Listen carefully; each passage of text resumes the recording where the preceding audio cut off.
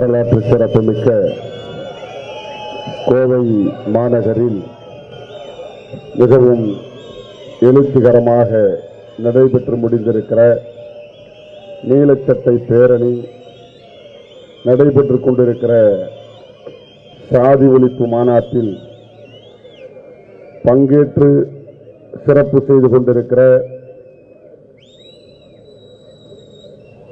பெரியாரிய உணர்வாளர்கள் கூட்டமைப்பின் முன்னெடுப்பில் நடந்து கொண்டிருக்கிற இந்த நிகழ்வில் பங்கெடுத்து சிறப்பித்துக் கொண்டிருக்கிற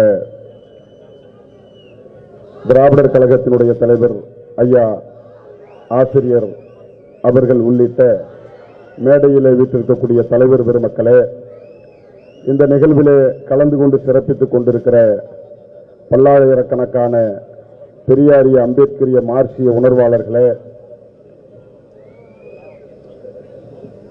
உங்கள் அனைவருக்கும் நான் சார்ந்திருக்கிற தமிழ் புலிகள் கட்சியின் சார்பில் நெஞ்சார்ந்த வணக்கத்தினை உரித்தாக்கிக் கொள்கிறேன்.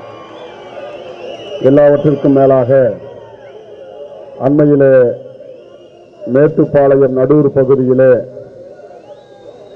உயிரிழந்த மக்களுக்காக நீதி கேட்டு போராடியதற்காக 43 நாட்கள் கோவை மாநகர காவல்துறை சிறையிலே வைத்து எங்களுக்கு ஓய்வை தந்தது. என்னுடைய கைதை கண்டித்து தமிழ்நாடு முழுவதும் 120க்கும் மேற்பட்ட தமிழ் புலிகள் சிறைவாசம் சென்றிருக்கிறார்கள். 4 பேர் குண்டர் தடுப்பு சட்டத்திலே அடைக்கப்பட்டிருக்கிறார்கள். வழக்குகள் குண்டர் தடுப்பு சட்டம், தேசிய பாதுகாப்பு சட்டம் என்கின்ற எத்தனை விதமான அடக்குமுறைகளை ஏவினாலும் புலிகள் நாங்கள் அடக்குமுறைக்கு அஞ்ச மாட்டோம் என்கின்ற அடிப்படையிலே இந்த நீலச்சட்டை பேரணியிலே பல்லாயிரக்கணக்கிலே திரண்டு கொண்டிருக்கிற என் உயிருக்கு மேலான தமிழ் புலிகளே, காவல்துறையினுடைய அடக்குமுறைக்கு முன்பால் கூட நாங்கள் இளைஞர்களாக திரண்டு கொண்டிருந்தோம். இளைஞர்களே, தம்பி, நீங்கள் தனிநபர்கள் அல்ல, இதோ தாய்மார்கள், நாங்களும் ஒத்துழைப்பாக இருக்கிறோம் என்று சொல்லி தமிழ் புலிகள் கட்சியினுடைய பேரணியிலே பங்கேற்றிருக்கிற என் உயிருக்கு நிகரான தாய்மார்களே, உங்கள் அனைவருக்கும் நான் சார்ந்திருக்கிற தமிழ் புலிகள் கட்சியின் சார்பில் நெஞ்சார்ந்த வணக்கத்தினை உரித்தாக்கிக் கொள்கிறேன். தோழர்களே, கருத்து மக்களை பற்றி கொண்டால் புரட்சி தானாக வெடிக்கும். அப்பொழுது மக்களுக்கு கிடைப்பதெல்லாம் ஆயுதங்களாக மாறும் என்று மாமேதை லெனின் அவர்கள் சொன்னார்கள். இந்திய துணைக்கண்டத்திலே புரட்சி வெடிப்பதற்கான ஆயிரக்கணக்கான காரணங்கள் இருக்கிறது. ஆனால் புரட்சி வெடிப்பதற்கான வாய்ப்பே இல்லாமல் இருக்கிறது. தமிழ்நாடு மட்டுமல்ல, இந்திய துணைக்கண்டம் முழுவதும் பார்ப்பனிய பணியா கும்பலில் ஆட்சி அதிகாரத்திலே சிக்குண்டு பல்வேறு விதமான இன்னல்களை இந்திய துணைக்கண்டம் சந்தித்துக் கொண்டிருக்கிறது. தமிழ்நாடு மட்டுமல்ல, இந்திய துணைக்கண்டம் முழுவதும் விவசாயத்தை நாசமாக்கி இந்த நாட்டை கூறு கூறாக துண்டாடி பார்ப்பனிய பணியா கும்பல்களுக்கு, பன்னாட்டு முதலாளிகளுக்கு தமிழகத்தை, இந்திய துணைக்கண்டத்தை தாரை பார்த்து வியாபாரம் செய்யக்கூடிய வியாபாரிகளாக தமிழகத்திலே எடப்பாடியவர்களும் மத்தியிலே நரேந்திர மோடி அவர்களும் மாறிக்கொண்டிருக்கிறார்கள். தமிழகத்தை எடப்பாடியிடமிருந்து காப்பாற்றியாக வேண்டும். இந்திய துணைக்கண்டத்தை நரேந்திர மோடியிடமிருந்து காப்பாற்றியாக வேண்டும். ஆனால் எப்படி காப்பாற்றப் போகிறோம்? இந்த இருவரும் ஆட்சி அதிகாரத்தை கையிலே வைத்திருக்கிற நரேந்திர மோடிக்கு எதிராக, அவர்களுக்கு ஒத்துழைக்கக்கூடிய எடப்பாடி பழனிசாமி அவர்களுக்கு எதிராக நாம் ஒற்றுமையாக கைகோர்க்கிற போதுதான் தமிழகத்தையும் இந்திய துணைக்கண்டத்தையும் இந்த பார்ப்பன பணியா கும்பலிடமிருந்து, இந்துத்துவ பாசிச கும்பல்களிடமிருந்து நாம் காப்பாற்ற முடியும். எனவே அந்த அடிப்படையிலே இங்கே நீலச்சட்டைகளும், இங்கு இருக்கக்கூடிய கருப்பு சட்டைகளும் சிவப்பு சட்டைகளும் ஒருங்கிணைந்து இந்த இந்துத்துவ கும்பல்களிடமிருந்து இந்திய துணைக்கண்டத்தை காப்பாற்ற வேண்டும் என்கின்ற அறைகூவலை விடுக்கும் விதமாகத்தான் இந்த நீலச்சட்டை பேரணியை நாம் எழுச்சிகரமாக நடத்தி இருக்கிறோம். தோழர்களே, இந்த இந்த பாசிச பயங்கரவாத கும்பல்களிடமிருந்து நாம் இந்த நாட்டை பாதுகாக்க வேண்டும் என்று சொன்னால் சாதி கடந்து மதம் கடந்து நாம் ஒன்றிணைய வேண்டிய தேவை இருக்கிறது. இங்கே இந்த மாநாட்டிற்கான தலைப்பு சாதி ஒழிப்பு மாநாடு என்று நாம் சூட்டியிருக்கிறோம். சாதி ஒழிய வேண்டும் என்று சொல்லுகிறார்கள் என்று சொன்னால் அவர்கள் அம்பேத்கரிஸ்டுகளாக அல்லது ஒடுக்கப்பட்ட மக்களாக அல்லது தாழ்த்தப்பட்ட மக்களாக இருக்கிறார்கள். இவர்கள் சாதியின் பெயரால் பாதிப்புக்குள்ளாகிறார்கள். எனவே இவர்கள் சாதியை ஒழிக்க வேண்டும் என்று பேசுகிறார்கள் என்று நாம் எல்லோரும் எண்ணக்கூடும். ஆனால் தோழர்களே, சாதி ஒழிக்கப்பட வேண்டும் என்று நாம் சொல்லுவது ஏதோ ஒடுக்கப்பட்டவர்கள் தலைநிமிர வேண்டும் என்பதற்காக மாத்திரமல்ல. சாதி ஒழிய வேண்டும் என்று சொல்லுவது அடக்கப்பட்டவர்கள் விடுவிக்கப்பட வேண்டும் என்பதற்காக மாத்திரமல்ல. அதையும் தாண்டி சாதி ஒழிக்கப்பட வேண்டும் என்று நாம் பேசுவது இந்திய துணைக்கண்ட பாதுகாப்பாக இருக்க வேண்டும் என்பதற்காக, இந்த நாட்டின் மீது அக்கறை கொள்ள வேண்டும் என்பதற்காக. இந்த தேசம் பார்ப்பன பணியா கும்பல்களும் சிக்குண்டு கிடக்கிறது. எனவே இந்த நாட்டை இந்த பாசிஸ்டுகளிடமிருந்து காப்பாற்ற வேண்டும் என்பதற்காக நாம் சாதியை ஒழிக்க வேண்டும் என்று சொல்லுகிறோம். சாதியை ஒழிக்காமல் தமிழகத்திலே, இந்திய துணைக்கண்டத்திலே எந்த விதமான மாற்றத்தையும் நாம் கொண்டு வந்துவிட முடியாது. எனவே சாதி ஒழிக்கப்பட வேண்டும் என்று சொல்லுவது இந்த நாட்டை நேசிப்பதனுடைய காரணமாகத்தான் சாதி ஒழிக்கப்பட வேண்டும் என்று சொல்லுகிறோம். தோழர்களே, இங்கே சாதி ஒழிக்கப்பட வேண்டும் என்கின்ற கருத்தோடு தான் இந்த பேரணி நடக்கிறது. ஆனால் இந்த சாதி ஒழியப்படக்கூடாது என்று சொல்லி இங்கே ஒரு கருத்து பரப்பப்பட்டிருக்கிறது. அந்த கருத்து தான் இங்கே இந்த தேசத்தை அல்லது இந்திய துணைக்கண்டத்தை பார்ப்பன பணியாக்கும்பலிடமிருந்து தரகு முதலாளிகளாக வேலை செய்யக்கூடிய நரேந்திர மோடிக்கு சாதகமாக இருக்கிறது. தோழர்களே, சாதி ஒழிக்கப்பட வேண்டும் என்று நாம் கருதுவது வெறுமனையாக சாதி ஒழிந்து விடுமா என்று சொன்னால், இந்த சாதியத்தை பாதுகாக்கக்கூடிய பார்ப்பனியம் என்கின்ற கருத்தை ஒழிக்காமல் நாம் சாதியத்தை மாத்திரம் ஒழித்துவிட முடியாது என்கின்ற ஒரு நிதர்சனமான உண்மையை நாம் புரிந்தாக வேண்டும். பார்ப்பனியம் என்கின்ற கருத்துதான் இந்த நாட்டிலே இருக்கக்கூடிய மக்களை சாதியின் பெயரால் பிளவுபடுத்தி கிடக்கிறது. நீயும் நானும் சாதியால் பிளந்து கிடக்கிற காரணத்தினால்தான், நீயும் நானும் சாதியின் பெயரால் பிரிந்து கிடக்கிற காரணத்தினால்தான் இந்த நாடு இயற்கை வளங்கள் அளிக்கப்படுகிறது. இந்த நாட்டினுடைய மக்கள் பாதுகாப்பு இல்லாமல் இருக்கிறார்கள். எனவே இந்த நாட்டை, நாட்டினுடைய வளத்தை பாதுகாக்க வேண்டும் என்று சொன்னால் சாதியை ஒழிக்க வேண்டும். சாதியை ஒழிக்க வேண்டும் என்று சொன்னால் சாதியை பாதுகாக்கக்கூடிய பார்ப்பனியத்தை ஒழித்தாக வேண்டும்.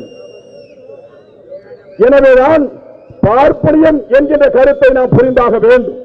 இங்க எல்லாரும் நம்ம எல்லாம் நினைச்சுக்கிட்டு இருக்கிறோம், பெரியாரிஸ்டுகள்னாலே, அம்பேத்கரிஸ்டுகள்னாலே இந்து மதத்திற்கு எதிரானவர்கள் என்று எளிமையாக நம்மை கடந்து எளிமையாக நம் மீது பழியை சுமத்துகிறார்கள். ஆனால் நாங்கள் இந்து மதத்தையும் பார்ப்பனியத்தையும் வேறாக பார்க்க வேண்டியதாக இருக்கிறது. பார்ப்பனியம் தான் பார்ப்பனர்களை பாதுகாப்பதற்காக உருவாக்கப்பட்ட மதம். பார்ப்பனர்களையும் பார்ப்பனியத்தையும் பாதுகாக்கத்தான் இந்து மதத்தை உருவாக்கினார்கள். எனவே இந்து மதம் என்பது இந்துக்கள் என்று சொல்லப்படுகிற உன்னையும் என்னையும் காப்பாற்றுவதற்காக அல்ல. இந்து மதம் என்று சொல்லப்படுகிற உன்னையும் என்னையும் வாழ வைப்பதற்காக உருவாக்கப்பட்ட மதம் அல்ல. இந்து மதம் என்று சொல்லப்படுகிற உன்னையும் என்னையும் சமமாக பார்ப்பதற்காக உருவாக்கப்பட்ட மதம் அல்ல இந்து மதம். இந்து மதம் என்பது முழுக்க முழுக்க பார்ப்பனர்களையும் பார்ப்பனியத்தையும் பாதுகாப்பதற்காக உருவாக்கப்பட்ட மதமாக இருக்கிறது. எனவே பார்ப்பனியத்தை நாம் கருவறுத்தால் தான் சாதியத்தை கருவறுக்க முடியும். எனவே இந்த பார்ப்பனிய கருத்தை நாம் அடையாளம் காண வேண்டும். இந்த பார்ப்பனியம் என்கின்ற கருத்துக்கு நேரெதிரானதுதான் சாதி என்கின்ற இந்த கருத்திற்கு நேரெதிரானதுதான் நீலம் என்கின்ற இந்த வண்ணம். ஏதோ நீல நிறத்திலே நாம் எல்லாம் சட்டை அணிந்து வருகிறோம் என்று சொன்னால் அது வண்ணத்தினுடைய அடையாளம் அல்ல. இங்கே நீல நிறம் என்பது ஒரு எண்ணத்தினுடைய அடையாளமாக இருக்கிறது. புரட்சியாளர் அம்பேத்கர் அவர்கள் நீலத்தை ஏன் தன்னுடைய அடையாளமாக தன்னுடைய குறியீடாக ஏற்றுக்கொண்டார் என்று சொன்னால், எப்படி வானம் எல்லோரையும் சமமாக பாதிக்கிறதோ, எப்படி கடல் எல்லோரையும் சமமாக பாதிக்கிறதோ, அதை போலவே இந்தியா துணைக்கண்டத்தில் வாழுகிற மனிதர்களாக இருக்கிற அனைவரையும் சமமாக பாதிக்கப்பட வேண்டும் என்கின்ற சமத்துவத்தை போதிக்கக்கூடிய குறியீடுதான் நீல நிறம் என்பதை நாம் மறந்துவிட முடியாது. இந்த சமத்துவத்தை போதிக்கக்கூடிய நீல நிறத்தை ஆளுகிற ஆட்சியாளர்கள் முழுக்க முழுக்க எப்படி அம்பேத்கரை சாதியின் பெயரால் தீண்டத்தகாதவர்களாக பார்த்தார்களோ, அதை போலவே நீல நிறத்தையும் தீண்டத்தகாத நிறமாக பார்த்துக் கொண்டிருக்கிறார்கள். எனவேதான் நீல நிறத்தை இங்கே திட்டமிட்டு மறைக்கிற முயற்சி நடக்கிறது. தோழர்களே, இன்றைக்கு இந்தியாவினுடைய துணைக்கண்டத்தினுடைய தேசிய கொடியாக இந்தியாவினுடைய துணைக்கண்டத்தினுடைய தேசிய கொடி இருக்கிறது. நாம் எல்லாம் இந்தியாவினுடைய தேசிய கொடியினுடைய நிறம் எத்தனை என்று சொன்னால், குழந்தை கூட சொல்லுகிறது, நாமும் சொல்லுகிறோம், இந்தியாவினுடைய தேசிய கொடி மூவர்ண கொடி என்று சொல்லுகிறோம். ஆனால் இந்தியாவில் இருக்கக்கூடிய இந்த தேசிய கொடியிலே 3 வண்ணங்கள் தான் இருக்கிறதா? காவி நிறம் மட்டும் தான் இருக்கிறதா? வெள்ளை நிறம் மட்டும் தான் இருக்கிறதா? பச்சை நிறம் மட்டும் தான் இருக்கிறதா என்று சொன்னால் இல்லை தோழர்களே. 4வதாக நீல நிறத்திலே அசோக சக்கரம் என்கின்ற நீல நிறம் இந்தியாவினுடைய தேசிய கொடியிலே இருக்கிறது. ஆக இந்தியாவினுடைய தேசிய கொடி 4 வண்ணங்களிலே இருக்கிறது. ஆனால் நாம் மூவர்ண கொடி என்று சொல்கிறோம். இந்த 3 வர்ணங்களும் அல்லது 3 அந்த வண்ணங்களும் எதை காட்டுகிறதோ, எதை வெளிப்படுத்துகிறதோ என்பதெல்லாம் வேறு. அந்த நடுவிலே இருக்கிற நீல நிறம் மட்டும் சமத்துவத்தை போதிக்கக்கூடிய குறியீடாக இருக்கிறது. எனவே சமத்துவத்தை பாதுகாக்க வேண்டும் என்று சொன்னால் நிச்சயமாக இங்கே நீல நிறம் என்பது உயர்த்தி பிடிக்க வேண்டிய நிறமாக இருக்கிறது. நீலம்தான் சமத்துவத்தினுடைய குறியீடு, நீலம்தான் சாதி ஒழிப்பு எதிர்ப்பு குறியீடு, நீலம்தான் பார்ப்பனியத்தினுடைய எதிர்ப்பு குறியீடு என்பதை நாம் புரிந்தாக வேண்டும். அந்த அடிப்படையிலே நீல நிறங்கள் என்பது இன்றைக்கு கோவை மாநகர் மாத்திரமல்ல, தமிழ்நாடு முழுவதும், ஏன் இந்திய துணைக்கண்டம் முழுவதும் அம்பேத்கரிய கனவு நிறைவேற வேண்டும் என்று சொன்னால் இந்த நீல வண்ணங்கள் இந்திய துணைக்கண்டம் முழுவதும் பரவ வேண்டும் என்று சொல்லி இந்த கோவை மாநகரிலே காவல்துறை அதிகாரிகள் எவ்வளவு கேவலமாக நடந்து கொள்ள முடியுமோ அவ்வளவு கேவலமாக நடந்து கொண்டு ஆட்சியாளர்களை கையிலே வைத்துக் கொண்டு இந்த பேரணியையும் மாநாட்டையும் எப்படியாவது நடத்த விடாமல் செய்துவிடலாம் என்று கனவு கொண்டீர்கள். ஆட்சியாளர்களுடைய கனவை, காவல்துறையுடைய கனவை தவிடுபொடியாக்கி இந்த கோவை மாநகரம் இன்றைக்கு நீல வண்ணங்களிலே செலுக்கிறது. இங்கே பேசுகிற போது தலைவர்கள் குறிப்பிட்டார்கள், வேதனையோடு குறிப்பிட்டார்கள், இப்படிப்பட்ட வரலாற்று சிறப்பு மிக்க கோவை மாநகரிலே புரட்சியாளர் அம்பேத்கர் அவர்களுக்கு சிலை இல்லை என்று வேதனையை தெரிவித்தார்கள். ஏதோ அம்பேத்கருக்கு சிலை இல்லை என்பது அறிந்து அறியாமல் நடக்கிற தவறு அல்ல. முழுக்க முழுக்க திட்டமிட்டு மேற்கு மாவட்டங்களிலே, கோவையிலே, ஈரோடிலே, திருப்பூரிலே, ஏன் மேற்கு மாவட்டத்திலேயே அம்பேத்கருக்கு சிலை இல்லாத நிலை இருக்கிறது என்று சொன்னால் இது தெரிந்து நடப்பது அல்ல.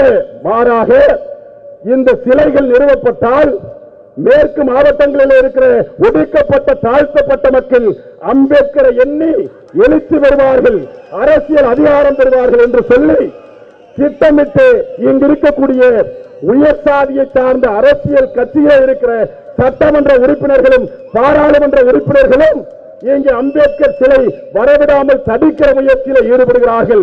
அவர்கள் எல்லாம் நினைத்துக் கொண்டிருக்கிறார்கள், இங்கே மேற்கு மாவட்டங்களில் இருக்கிற தாழ்த்தப்பட்ட மக்களுடைய ஓட்டுக்களை நாம் இரட்டலையை காட்டி, உதயசூரியனை காட்டி பெற்றுவிடலாம் என்று கனவு காண்கிறீர்கள். இனிமேல் மேற்கு தமிழகம் அப்படி இருக்காது, மேற்கு மாவட்டங்கள் அப்படி இருக்காது. ஒடுக்கப்பட்ட மக்களுக்கான அரசியல் அதிகாரத்தை உறுதிப்படுத்தாமல் இனி எங்களிடத்திலே எந்த கட்சிகளும் வர முடியாது என்று சொல்லி மேற்கு மாவட்டங்களிலே அம்பேத்கர் சிலையை நிறுவுவோம். தமிழகம் முழுவதும் நீல வண்ணத்தை உயர்த்தி பிடிப்போம், சாதியை வேறொருப்போம், சமத்துவம் படைப்போம் என்று சொல்லி வாய்ப்பிற்கு நன்றி பாராட்டி விடைபெறுகிறேன். நன்றி, வணக்கம்.